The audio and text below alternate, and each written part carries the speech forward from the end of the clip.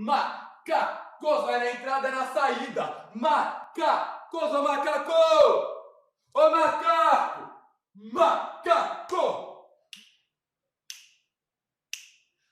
13 de maio de 1888. Uma princesa de nome Isabel assinava um papel de nome pomposo, Lei Áurea.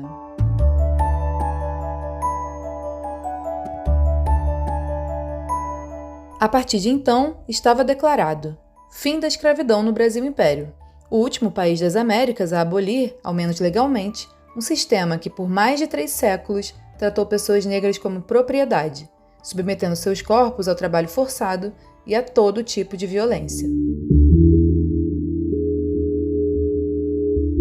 Tudo muito bonito na letra da lei, mas se engana quem pensa que uma canetada de uma princesa pálida faria a liberdade raiar no horizonte do Brasil. A crônica Bons Dias, de Machado de Assis, escrita logo após a abolição de 1888, mostra como a população negra seguiu sendo segregada. Abre aspas. A liberdade é um bem precioso, mas a rua é larga e o estômago é estreito. Onde morar se o asfalto não tem dono, mas o dono da casa tem cor e sobrenome? A cidade que nos libertou no papel nos cerca nos muros. A abolição acabou com a escravidão formal, mas não desmontou as estruturas que sustentavam aquela sociedade. A cidade, que se modernizava, foi construída por ideias sobre quem deveria ou não fazer parte dela.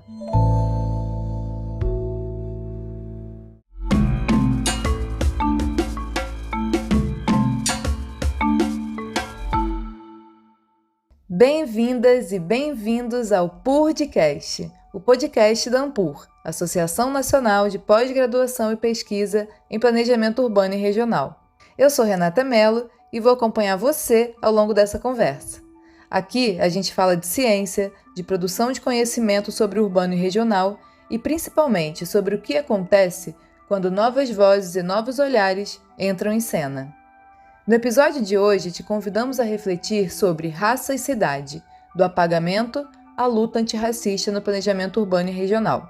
Então respira fundo e ajeita o fone. O episódio começa agora.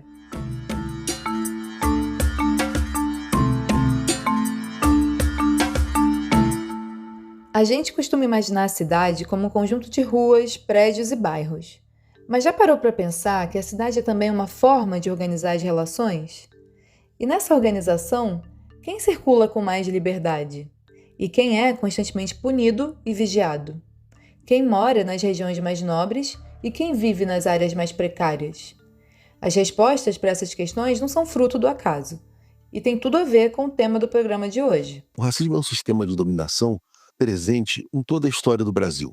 Então nós temos um padrão de organização das nossas cidades marcadamente estruturado em torno desse modelo centro-periferia e essa estrutura é racializada.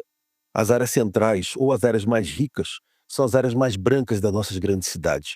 E as áreas periféricas ou as áreas mais pobres são as áreas menos brancas ou mais negras das nossas grandes cidades. Então o racismo ele é organizador da nossa estrutura espacial das grandes cidades médias também. Para o professor Renato Emerson dos Santos, do Programa de Pós-Graduação em Planejamento Urbano e Regional da Universidade Federal do Rio de Janeiro, essa organização não é acidental.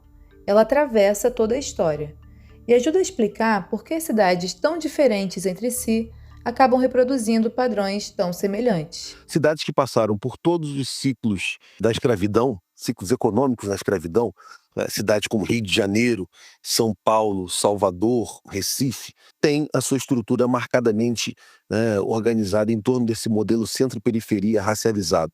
Mas cidades que não passaram por todos esses ciclos também têm. Belo Horizonte, por exemplo, é uma cidade fundada no período pós-escravidão e também tem a mesma estrutura urbana centro-periferia racializada. Segundo a professora Joana Dark Oliveira, do Programa de Pós-Graduação em Arquitetura e Urbanismo da Universidade de São Paulo, a formação desse padrão surge antes mesmo da estruturação do espaço urbano e regional, ao menos da forma como a gente conhece ele hoje. A gente precisa olhar para o período de vigência, do regime escravista, olhar para todo o processo em torno do que se chama de abolição, com uma série de ações por parte do Estado na tentativa não só de não acatar, né, a abolição, e quando ela se tornou realmente algo que iria se concretizar de qualquer forma, né? Então a gente tem desde o final do século XIX uma premissa urbanística que, segundo o geógrafo Andrelino Campos, ela vai orientar um zoneamento racial dos territórios. Não é só onde as pessoas ocupam o espaço, mas como as relações raciais vão definir as formas como esses espaços são nomeados. A toponímia é a nomeação no espaço, nome de lugares. Nós temos toponímias do racismo nas nossas cidades. Lembrando que nomear é um ato de poder. Nós temos uma grafagem espacial da segregação racial. Nós temos praças, ruas, espaços, edificações nomeadas, batizadas com nomes, por exemplo, de sujeitos que foram traficantes de africanos escravizados do nosso país. Mas as formas como o racismo se manifesta no território não se limitam a essas grafagens espaciais. Elas aparecem também como um olhar, como um estranhamento, como um corpo que parece fora de lugar. Corpos racializados como brancos têm possibilidade de circulação, mesmo pessoas brancas pobres têm possibilidade de circulação em espaços onde a presença negra desperta atenção. Há contextos de interação onde ser negro implica em interferências na sua interação. Há espaços que são espaços alérgicos à presença negra. Manifestações de espanto, de surpresa pela presença negra, revelam a existência de fronteiras invisíveis à circulação de corpos negros pelo cotidiano da cidade. Entre o visível e o invisível, o racismo é um sistema que opera em todas as escalas e estruturas. Mesmo quando julgamos certas situações como fruto do acaso, a exemplo de um grande desastre ambiental, ali também estão marcadas as desigualdades raciais. A imagem de um cavalo ilhado em cima de um telhado em meio às enchentes no Rio Grande do Sul gerou comoção no Brasil e no mundo. O animal foi resgatado hoje pelo Corpo de Bombeiros. Os eventos como as enchentes do Rio Grande do Sul em 2024 revelam situações de raça e desigualdade territorial na medida em que, quando nós observamos os territórios, os espaços, os lugares que foram os mais atingidos, são aqueles territórios de vida de populações periféricas, pobres, negros, povos originários, quilombolas, comunidades tradicionais de um modo geral. É o que afirma o professor Paulo Roberto Rodrigues Soares, do Programa de Pós-Graduação em Geografia da Universidade Federal do Rio Grande do Sul. Normalmente, a sociedade tende a pensar que esses episódios, como são episódios naturais, fenômenos naturais, tendem a atingir a todos e todas homogeneamente. Talvez o mais importante aqui seja reconhecer uma coisa simples, mas nem sempre óbvia. O espaço não é neutro. Se existem evidências de que o racismo estrutura o espaço, organiza relações e opera em diversas escalas, por que, durante tanto tempo, ele foi tão pouco discutido no planejamento urbano e regional? Podemos considerar que a dimensão étnico-racial no planejamento urbano é de difícil incorporação por diversos fatores. Primeiramente, podemos pensar no próprio racismo estrutural da nossa sociedade, que não vai considerar a questão étnico-racial como importante no planejamento urbano. Também por uma visão tecnocrática do planejamento urbano, que considera esse planejamento acima das diferenças, das contradições da sociedade, como um ato exclusivamente técnico-burocrático. Para o professor Paulo Soares, outra questão é a limitação do próprio corpo técnico. Devemos pensar que a formação para o planejamento urbano, formação universitária, formação de pós-graduação, durante muito tempo não foi acessível a negros e negras. Esse apagamento não aconteceu por acaso. Ele também é resultado de escolhas, do que se considera importante estudar, planejar e até mesmo lembrar. O planejamento urbano brasileiro, ele sempre tem agido de forma excludente e segregadora.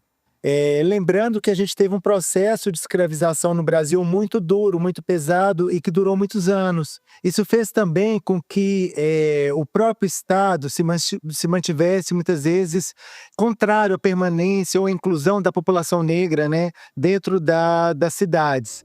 Ou seja, segundo o professor Amaro Marques, do programa de pós-graduação em arquitetura da PUC Rio de Janeiro, não é que a desigualdade apareceu depois. Ela já vinha sendo produzida desde o início. E isso não ficou no passado. É um processo que continua se atualizando. E é por isso que em 2025 foi articulada a Rede Negra de Planejamento Urbano e Regional. Sua criação ocorreu durante a 21ª edição do Enampur, o encontro nacional organizado a cada 2 anos pela Ampur. Lá, os integrantes divulgaram uma carta-manifesto, em que destacam as desigualdades estruturais que remontam aos mais de 300 anos de escravização no Brasil. Período esse que deixou marcas sentidas até hoje, quando os saberes da população negra são colocados em lugar de subalternidade na sociedade brasileira. A Rede Negra também denuncia as diversas violências contra a população negra através do racismo estrutural, seja pela violência de gênero ou pela exploração do nosso trabalho. Ainda alertamos para os diversos apagamentos cotidianos e as formas de exclusão urbana e segregação socioespacial a partir dos interesses do capital e do mercado imobiliário, que pensa a cidade somente para os brancos e para a elite do país. A Rede Negra está lutando por um outro tipo de urbanismo, um urbanismo preto, insurgente e comunitário, de base, né, com a população negra sendo protagonista de todo esse processo. Movimentos como a Rede Negra mostram que é preciso olhar para aquilo que foi negado historicamente para a população negra, mas também para o seu poder de reinvenção, que se manifesta em espaços que guardam memória, que sustentam presença e que, apesar de tudo, produzem territórios. Se o racismo organiza o espaço, não é sem resistência que isso acontece. Existem práticas, saberes e formas de vida que insistem em transformar a cidade. Bom, os territórios negros urbanos são grafados por uma presença negra, não só material, mas também simbólica. São territórios onde essa presença se faz presente, né, por meio das marcas culturais, das marcas políticas, das marcas sociais. Uma das chaves de interpretação desses territórios é a resistência, é o legado e a conexão com uma ancestralidade africana. Para Joana Dark, além da memória, a arquitetura também é um elemento de resistência, porque se conecta com uma série de saberes ancestrais. Quando essa população empreende uma ocupação num determinado território e ali edifica uma construção, essa construção ela não se apresenta somente como uma materialidade, mas ela se apresenta também como um elemento simbólico, um elemento carregado de significados. Então, quando a gente olha, por exemplo, para as casas e para os quintais das famílias negras, eu costumo dizer que toda casa e todo quintal negro é um quilombo. E essa resistência também se constrói no cotidiano, no corpo, na cultura, nas formas de ocupar e habitar a cidade. A gente foi pensando como essas práticas, né, ditas artísticas, culturais, né, elas vão muito falar de uma ocupação da cidade, e mais do que uma ocupação da cidade, um habitar a cidade, né, com definições e redefinições, fazimentos e refazimentos de valores sociais e de centralidades, né, das cidades. E não se trata, me parece, né, de uma ideia de complementar espaços públicos e coletivos mais institucionalizados, mas na verdade mesmo de irromper e num impulso criativo, né? Para a professora Glória Cecília dos Santos Figueiredo, do Programa de Pós-Graduação em Arquitetura e Urbanismo da Universidade Federal da Bahia, não é apenas ocupar o espaço, é produzir outros sentidos para ele. E talvez isso exija também outras formas de pensar a própria ideia de justiça urbana. Acho que é importante a gente voltar, né, na americanidade enquanto essa categoria política cultural na formulação, na conceituação proposta por Lélia Gonzalez em 88, mas que teve a importância de posicionar as ditas manifestações culturais negras e indígenas no cerne da formação latino-americana, né? Agora, por que eu parti para esse conceito aí, né, de americano? Que a minha proposta é de que os negros de todo o hemisfério americano, América do Sul, Central, Insular, do Norte, passem a se autodenominar americanos. Quem está falando é a antropóloga brasileira Lélia Gonzalez, e ela formulou o conceito de amefricanidade, criado para evidenciar conexões entre identidades dos povos negros e indígenas nas Américas. A intelectual buscava posicionar as populações negras e indígenas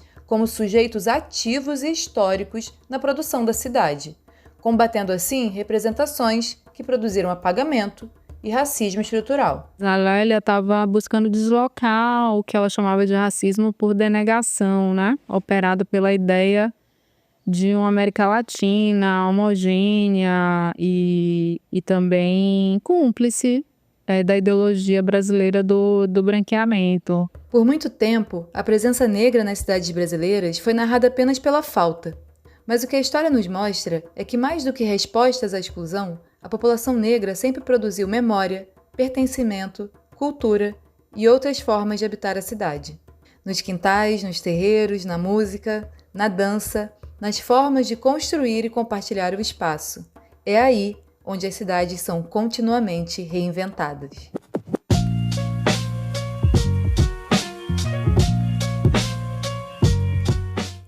Por muito tempo, o planejamento urbano e regional ignorou a questão racial, mas nas últimas décadas isso começa a mudar. E essa mudança tem rosto, tem corpo e tem presença. A presença dos estudantes negros na universidade tem transformado pautas negras em temas de estudo, de análise, de debate, de conhecimento. Eles chegam pleiteando essas pautas, eles chegam ávidos por apresentar outras formas de ocupar o território, outras arquiteturas, outras possibilidades de discussão, de metodologia.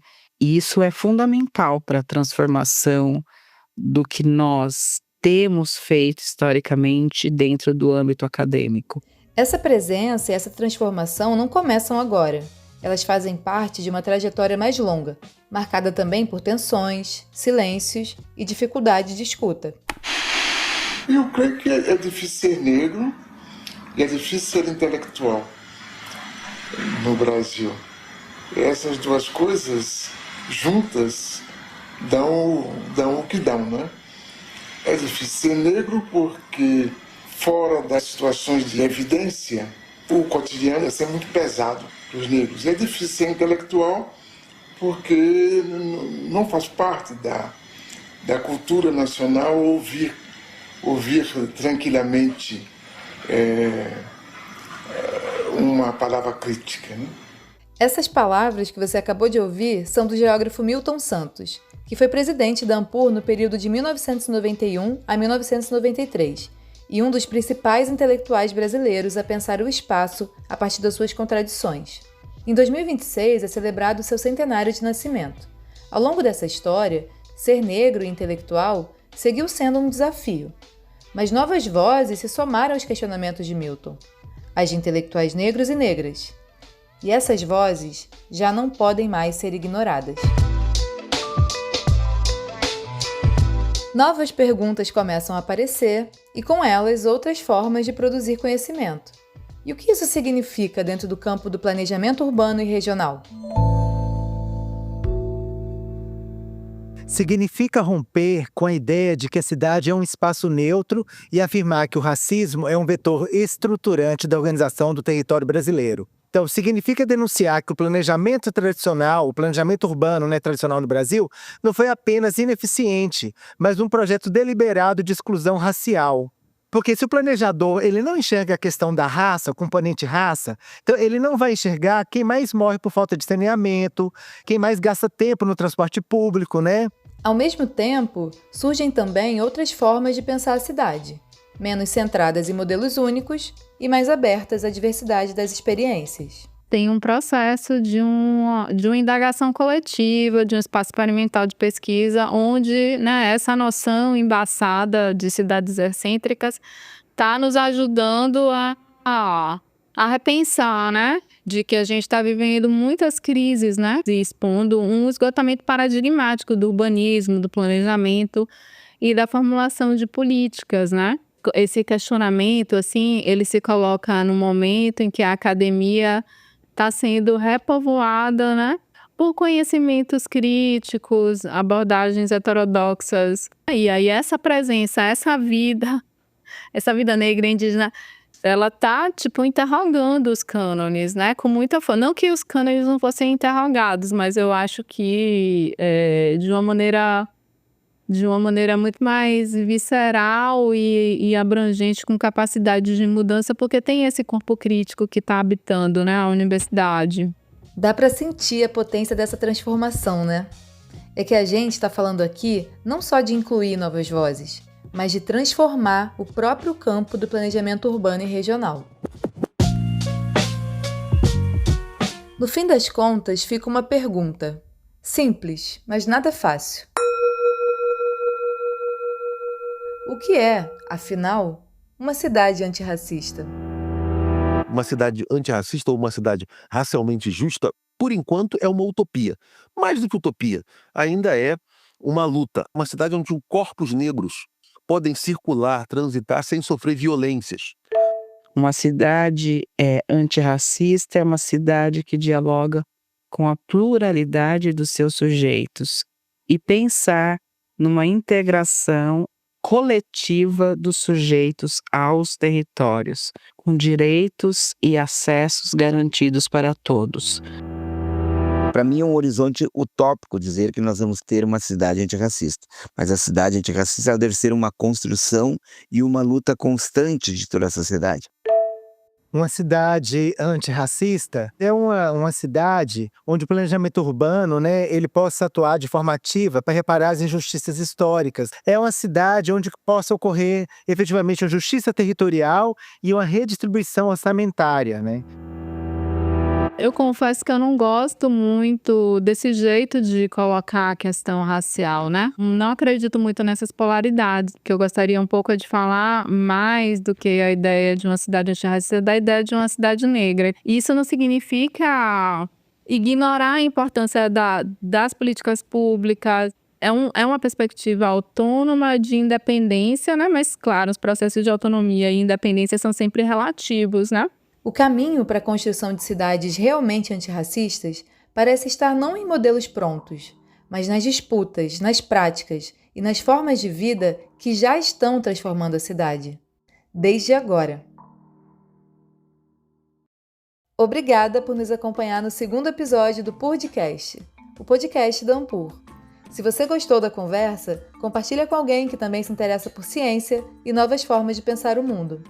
No próximo episódio, vamos continuar explorando temas que atravessam planejamento urbano e regional com profundidade, sensibilidade e imaginação. Até lá! O Purdcast é uma iniciativa da gestão de 2025-2027 da diretoria da Ampur. A pesquisa, roteiro e produção desse episódio foram feitas por mim, Renata Mello, e por Tuane Borba. Edição de som e trilha sonora por Hector Souza. A abertura deste episódio contou com um trecho da peça Macacos, escrita e dirigida por Cleiton Nascimento, que é ator no monólogo.